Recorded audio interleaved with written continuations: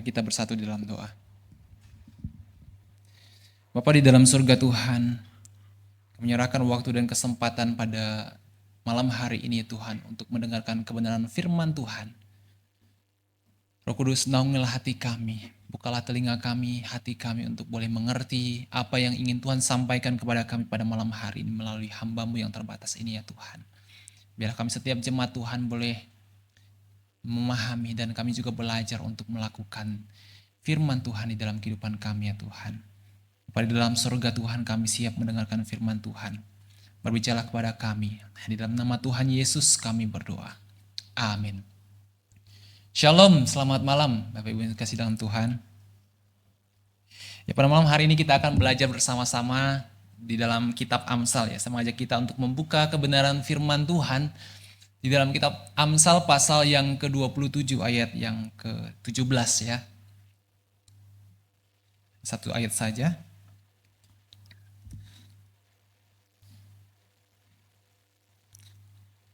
Mari kita membacanya secara bersama-sama. Amsal pasal 27 ayat yang ke-17. 1, 2, 3. Besi menajamkan besi, orang menajamkan sesamanya. Nah, Bapak Ibu kasih dalam Tuhan, untuk memulai pembahasan kita pada malam hari ini, saya ingin mengajak kita untuk berpikir sejenak. Pernahkah kita memikirkan tentang gereja yang ideal? Menurut Bapak Ibu Saudara yang kasih dalam Tuhan, bagaimana gereja yang ideal menurut Bapak Ibu Saudara? Pernah nggak terpikir gereja yang ideal itu seperti apa? Belum pernah ya? Kalau misalnya seperti ini,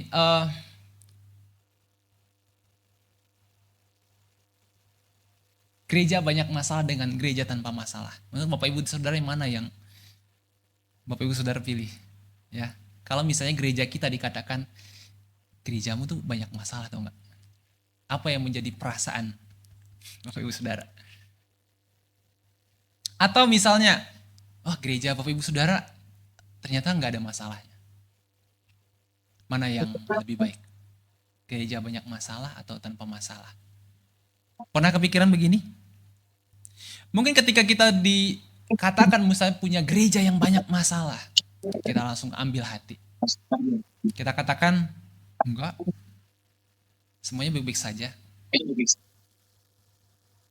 Kalau kita bertanya tentang gereja yang ideal itu seperti apa, mungkin kita perlu mengerti kembali apa itu yang namanya gereja.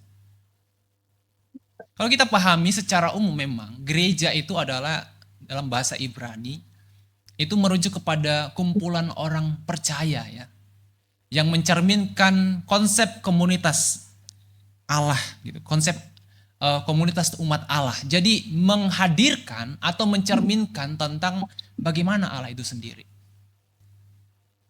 Dan itu adalah gereja. Dan bagaimana secara khusus juga bisa dikatakan bahwa gereja itu adalah orang-orang percaya yang dipanggil keluar dari kegelapan menuju terang yang ajaib. Bahwa gereja dipanggil untuk menjadi terang di tengah-tengah dunia. Artinya ketika kita berbicara tentang gereja, bukan hanya kita berbicara tentang sebuah bangunannya saja. Tetapi juga terkait dengan orang-orangnya, komunitasnya, kumpulan orang-orang percaya. Jadi ketika kita berbicara tentang gereja, tidak pernah dan tidak bisa dipisahkan dari orang-orang yang ada di dalamnya. Kalau begitu, Martin Luther pernah mengatakan seperti ini. Bisa bantu? Ya. Gereja bukan sesuatu tempat, melainkan umat Allah yang disucikan melalui iman kepada Kristus, namun tetap berdosa. Jadi ketika kita berbicara tentang gereja, memang adalah kumpulan orang-orang kudus di dalamnya sebagai status. Tetapi karena kita di tengah-tengah dunia, artinya kita juga adalah umat yang berdosa. Jadi ketika kita berbicara tentang gereja yang ideal, itu sebenarnya adalah tidak ada. Gereja itu ada banyak masalahnya. Bahkan John Stott mengatakan bahwa gereja yang perfect itu bukan gereja yang tanpa masalah. Kayak gitu. Tapi bagaimana cara gereja itu menyelesaikan sebuah masalah. Jadi apakah gereja yang ideal itu ada? Sebenarnya tidak ada gereja yang ideal. Kalau kita berpikir bahwa ada gereja yang ideal, sebenarnya tidak ada. Karena ketika kita masih berada di tengah-tengah dunia, artinya kita masih hidup di dalam dosa. Yang ada itu adalah gereja yang terus berproses. Makanya ini sangat relevan dengan apa yang kita bahas hari ini tentang Amsal pasal 27 ayat yang ke-17. Besi menajamkan besi, orang menajamkan sesamanya. Nah, ini terkait dengan kehidupan bagaimana kita berkomunitas sebenarnya sebagai orang percaya di tengah-tengah dunia ini. Bahwa kita sebagai manusia dipanggil oleh Tuhan untuk saling menajamkan. Seperti halnya besi menajamkan besi. Dan besi di dalam bagian ini sebenarnya tidak hanya merujuk kepada satu materi saja, besinya saja, tetapi menggambarkan tentang bagaimana karakter atau sifat manusia itu sendiri. Jadi manusia dipakai oleh Tuhan untuk menyampaikan kebenaran juga kepada manusia yang lain. Bahkan pribadi Kristus itu sendiri turun ke tengah-tengah dunia itu menjadi sama seperti manusia, supaya lebih efektif untuk menyampaikan kebenaran. Besi menajamkan besi. Dan ketika kita membahas tentang bagaimana tukang pandai besi itu membentuk sebuah besi, ada proses yang begitu keras di dalamnya. Untuk menghasilkan sebuah karya yang baik, tukang besi itu pasti akan memukul dengan keras, membakar besinya, dan dipukul terus. Kayak konsep menajamkan itu menggambarkan proses yang tidak mudah. Sebuah proses yang terus menerus dilakukan. Sebuah benda atau besi itu akan lebih tajam, akan lebih bagus ketika ia terus dibentuk dan dibentuk. Sebagaimana tujuannya ketika ia dibentuk. Dan justru melalui proses inilah kualitas besi akan menjadi lebih tinggi. Dan begitu juga sebenarnya gambaran kita sebagai orang-orang percaya. Bahwa proses penajaman itu, pengasahan itu bukan sesuatu hal yang mudah memang ketika kita berada di komunitas. Karena seringkali itu menjadi sebuah gesekan. Ketika kita saling menasehati, ketika kita saling menegur, ada gesekan-gesekan yang terjadi di tengah-tengah komunitas. Saling menajamkan berarti kita saling memperbaiki, gitu ya. Saling mengingatkan, saling menguatkan secara rohani satu sama lain. Dan ini bukan tentang bagaimana kita menghakimi atau mengkritik dengan cara yang salah, tetapi melainkan tentang mengasah dalam kasih dan kebenaran. Itu yang disebut sebagai besi menajamkan besi. Menggambarkan tentang situasi kita sebagai komunitas orang percaya di tengah-tengah dunia. Dan harusnya ini terjadi di dalam komunitas orang percaya.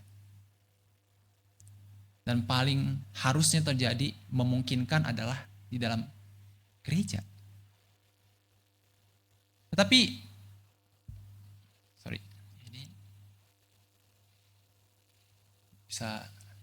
Tetapi apakah ini sudah terjadi di dalam gereja?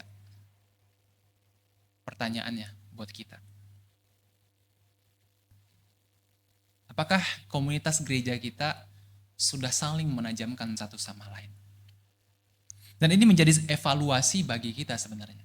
Sebagai komunitas, sebagai gereja, sebagai orang yang dipanggil oleh Tuhan untuk diselamatkan. Dan ini bukan hanya sekedar tentang gereja secara konstitusi yang telah melakukan tugasnya atau tidak, sudah atau belum. Tetapi bagaimana kita mengkoreksi diri kita juga sebagai seorang personal yang sudah dipanggil oleh Tuhan, dan kita juga sebagai gereja itu sendiri. Orang-orang yang telah dipanggil oleh Tuhan untuk menjadi terang di tengah-tengah dunia. Apakah kita sudah menjadi besi yang ditajamkan dan menjadi besi yang menajamkan? Lalu bagaimana tentang gereja masa kini? Bagaimana gambaran gereja di masa kini? Bagaimana dengan gambaran komunitas gereja Tuhan di masa kini? Apakah kehidupan sebagai anak-anak Tuhan yang harusnya saling mengasah sudah tercermin di dalam kehidupan gereja kita tengah-tengah dunia ini? Dan tidak jarang kita temui bahwa gereja itu tidak lebih dari tempat teater. Tempat teater. Yang harusnya seperti yang Dietrich Bonhoeffer mengatakan bahwa gereja ada gereja yang ketika ia ada untuk orang lain. Gereja harus memberitahu setiap orang dalam berbagai panggilan apa artinya hidup untuk Kristus, yaitu hidup untuk orang lain. Ada banyak orang Kristen mengatakan bahwa dia hidup untuk Kristus, tetapi tidak pernah peduli dengan orang lain. Gereja tidak lebih dari tempat teater, di mana setiap orang datang dengan topeng. Bagaimana kabarnya hari ini? Baik, sehat, sehat. Tapi tidak pernah ada keterbukaan. Dan kadang kita melihat juga mimbar hanya sekedar tempat hiburan yang menyukakan hati dan tidak lagi tempat di mana tempat untuk menyampaikan kebenaran. Orang hanya ingin memuaskan telinganya. Orang hanya ingin menyampaikan apa yang ingin didengarkan oleh orang lain. Gereja tidak lebih dari tempat teater saat ini. Ada banyak Tuhan, ada banyak jemaat Tuhan menjadi jemaat juga yang konsumtif. Yang penting saya datang, saya terhibur, saya menikmati suasana ibadahnya, selesai, saya pulang. Tidak ada relasi satu sama lain, tidak ada ngobrol, datang dan pergi. Gereja hanya menjadi tempat, tidak jauh, tidak dan sama seperti teater. Tidak ada kepedulian di dalamnya, tidak ada keterbukaan, tidak ada kejujuran. Sehingga ketika kita berpikir tentang gereja, makanya menjadi tempat di mana orang begitu rupa memakai topeng. Makanya ada orang menilai kehidupan orang Kristen ketika di gereja berbeda dengan kehidupan di realita. Karena gereja menjadi tempat untuk orang bertopeng. Gereja hanya tempat teater. Orang begitu rupa menampilkan dirinya dengan drama-drama tertentu, dengan mimik muka tertentu, supaya dikenal oleh orang, oh dia orang baik. Oh dia orang begitu rohani. Tetapi bagaimana dengan kehidupan realita? Sangat berbeda seringkali. Bagaimana dengan kita? Ketika kita hadir di tengah-tengah gereja. Apakah kita menggambarkan kehidupan yang semestinya kita harus tampilkan? Dengan sebuah keterbukaan, dengan sebuah kejujuran. Nah, kalau kita berpikir gereja adalah tempat untuk kita menampilkan hal-hal yang baik, mungkin kita harus berpikir ulang tentang gereja itu apa. Dan gereja hanya tempat untuk kita menenangkan diri saja, tapi tidak ada perubahan apa-apa. Lalu tidak ada perubahan yang signifikan bagi kita. Bagaimana dengan kehidupan kita? Sudah berapa lama kita hidup sebagai orang Kristen? Sudah berapa kali kita datang ke gereja? Hidup kita tidak pernah ditransformasi. Hidup kita tidak pernah rasanya diasah, dibentuk oleh Tuhan. Komunitas kita hanya komunitas yang diam-diam saja. Bahkan mungkin satu sama lain tidak saling kenal. Ya begitulah tempat teater. Kalau kita melihat ya di tengah-tengah dunia ini. Nggak apa-apa setiap orang tidak saling kenal. Karena tujuannya hanya untuk mencari hiburan.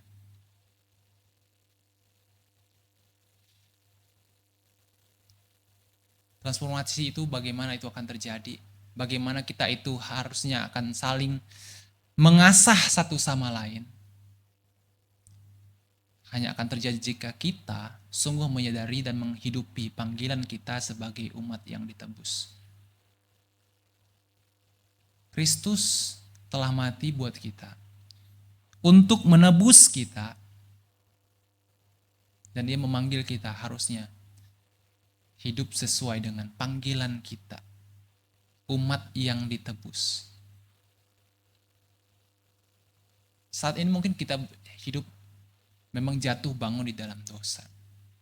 Tetapi sebagai gereja, kita adalah gereja yang terus berproses setiap hari.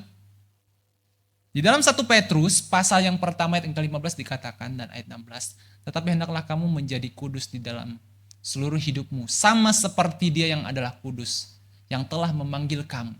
Sebab ada tertulis, kuduslah kamu, sebab aku kudus.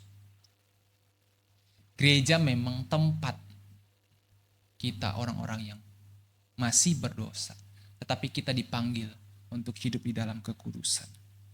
Jadi ketika kita dipanggil hidup di dalam kekudusan, tetapi masih ada juga kemungkinan untuk kita hidup dalam dosa. Maka Amsal pasal 27 ayat yang ke-17 tadi adalah gambaran yang tepat yang harusnya kita hidupi sebagai orang-orang percaya. Yang perlu kita ingat agar kita menghidupinya. Agar kita saling mengasah satu sama lain adalah gambaran ini. Setiap kita punya kesempatan untuk menjadi besi yang ditajamkan itu. Setiap kita juga punya kesempatan untuk menjadi palu yang menajamkan itu. Tetapi kita perlu juga mengingat bahwa sang pandai besi itu adalah Allah itu sendiri. Yang merancang, yang membentuk kita sesuai dengan kehendaknya. Besi yang ditempa. Setiap kita punya kesempatan untuk menjadi besi yang ditempa itu. Ketika kita berada di komunitas, kita belajar terbuka. Belajar jujur. Punya kerendahan hati. Kesungguhan hati untuk berubah. Ini adalah jalan untuk kita dibentuk. Ini adalah langkah pertama untuk kita dibentuk. Kalau tidak ada keterbukaan, maka orang lain akan menilai kita baik-baik saja. Tidak ada masalah. Tidak ada hal yang perlu diperbaiki. Kalau kita tidak belajar jujur, ya tidak akan ada hal yang berubah. Kalau kita tidak punya kerendahan hati, maka kita akan sulit untuk dibentuk. Kalau kita tidak punya kesungguhan hati untuk berubah, maka kita selamanya tidak akan pernah berubah. Setiap kita punya kesempatan, setiap kita pernah, bahkan saat ini adalah besi yang ditempa itu. Tetapi setiap kita juga punya kesempatan untuk menjadi besi penempa. Kalau kita menjadi besi yang ditempa itu, semakin banyak kita ditempa, semakin tajam kita. Semakin tajam kita, semakin efektif kita dipakai oleh Tuhan. Kalau ingat Bapak Ibu Saudara, pisau itu akan menjadi tajam ketika ia diasah, ketika ia dipukul, ketika ia dibentuk. Sehingga ia menjadi pisau yang tajam, pisau yang efektif untuk dipakai. Sama, kita juga seperti itu. Semakin banyak kita ditempa, semakin tajam kita. Semakin tajam kita, semakin efektif kita dipakai Tuhan. Dan setiap kita punya kesempatan untuk menjadi besi yang penempa itu. Kalau kita hanya berpikir hanya sebagai sekedar menjadi besi yang penempa itu, kita hanya menjadi palu yang memukul dan membawa kesakitan bagi orang lain. Kita hanya membawa judge atau hanya menjudge orang ketika kita hanya berpikir kita hanya sekedar seperti palu itu sendiri. Tetapi sadarilah bahwa ketika kita menjadi palu, siapa yang memegang kita? Jadi ketika kita menjadi besi penempa atau palu yang dipakai untuk penempa itu, sadarilah bahwa kita hanya alat di tangan Tuhan. Ada kesempatan bagi kita untuk saling menegur, untuk kita menegur orang lain. Ada kesempatan untuk kita menyatakan kesalahan yang dilakukan oleh orang lain. Tetapi sadarilah bahwa apa yang kita lakukan itu di dalam kesadaran bahwa kita adalah alat di tangan Tuhan. Dan ketika kita menyadari bahwa kita adalah alat di tangan Tuhan, maka kita akan menyatakan dengan kebenaran dengan tujuan yang benar, dengan cara yang benar, yaitu dengan caranya Tuhan. Ketika kita sadar bahwa kita hanya alat di tangannya Tuhan, harusnya membuat kita melakukan segala sesuatunya seperti tujuan Tuhan dengan cara Tuhan. Dengan kebenaran yang dari Tuhan. Yaitu kebenaran dari firman Tuhan. Jadi setiap kita punya kesempatan, ada Lukas 2 kesempatan itu. Dan ingat bahwa ketika kita dibentuk, ketika kita ditempa dengan sesuai kebenaran, kita tahu tujuannya. Supaya kita lebih efektif lagi dipakai Tuhan. Dan ketika kita dipakai Tuhan untuk menyampaikan kebenaran, kita juga mesti sadar dan melakukannya di dalam kesadaran bahwa kita adalah alat di tangannya Tuhan. Dan gereja yang berproses adalah gereja yang saling mengasah dan saling menajamkan.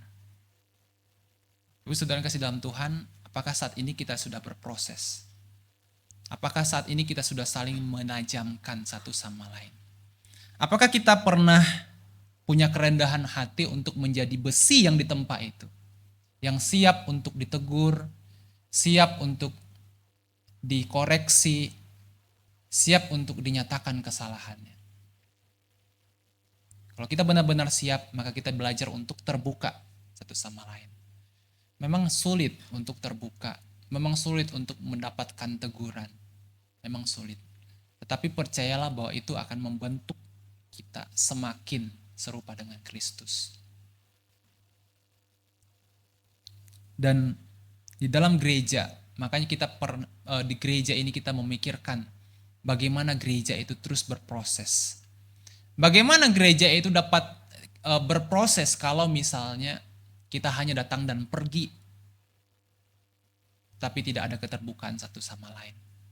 Kayak ada gereja kita menyiapkan satu kelompok kecil yang namanya home. Di mana di sana kita dapat berproses, dapat saling mengasah satu sama lain. Dan kita saling dikuatkan satu sama lain. Ada proses yang mungkin tidak mudah, tetapi di sana kita ada komunitas juga yang saling mendukung satu sama lain.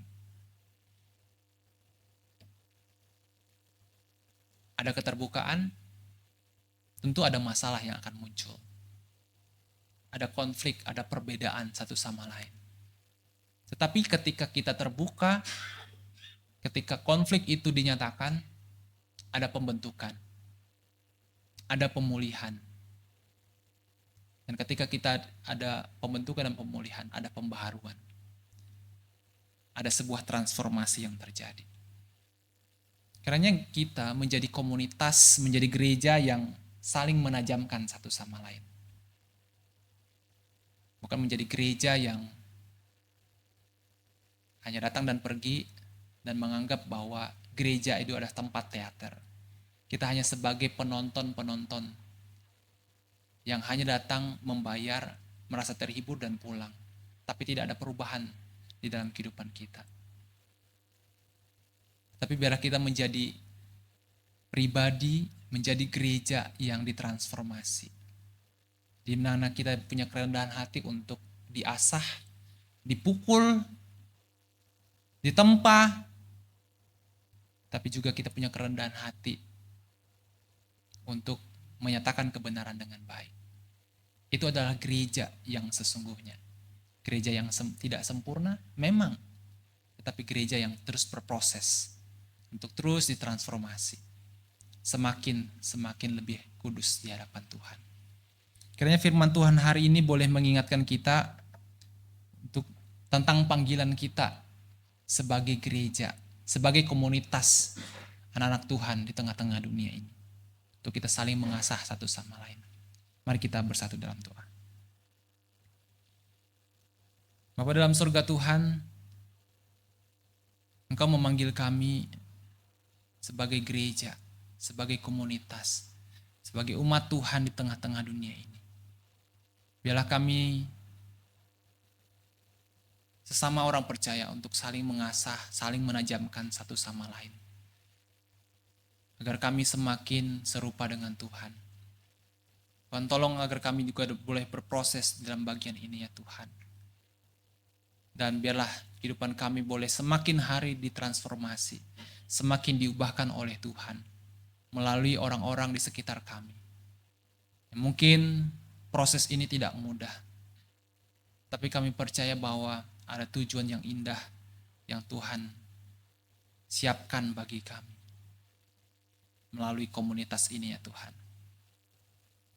Terima kasih Bapak, terima kasih Tuhan untuk firman-Mu hari ini. Menyerahkan ke dalam tangan Tuhan. Yang di dalam nama Tuhan Yesus kami berdoa. Amin.